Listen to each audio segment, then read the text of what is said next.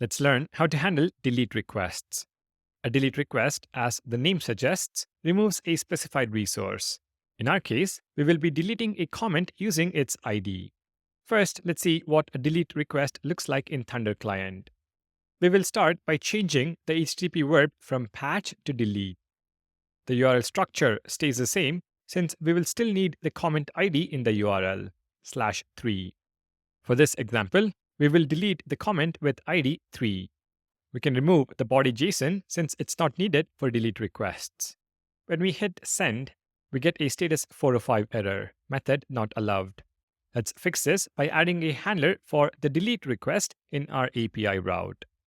In our route.ts file within the ID folder, let's add a new route handler function. We will create an async function called delete that takes two parameters, request and context.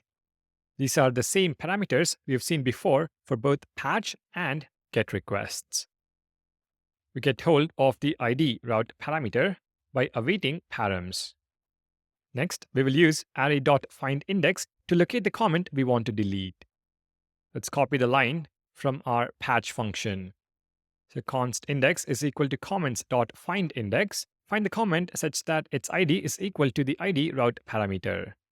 Before deleting the comment at the given ID, we store it in a variable so we can return it later. So const deleted comment is equal to comments of index. Then we use array.splice to remove the item. So comments.splice at index one item. And we finally return response.json passing in the deleted comment. Let's test this in ThunderClient. Hitting send now gives us a 200 status code and shows us the deleted comment in the response. ID 3 text, this is the third comment. And if we make a get request from the same tab to just /comments, you will notice the comment with ID 3 is no longer present in the array. We just have two comments. So that is how we handle delete requests in route handlers. Please note that any changes to comments will only exist in memory and won't be saved to the file system.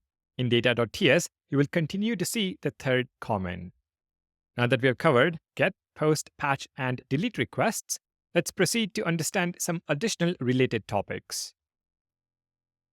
Supporting the channel is free. Please like and subscribe. It helps a lot.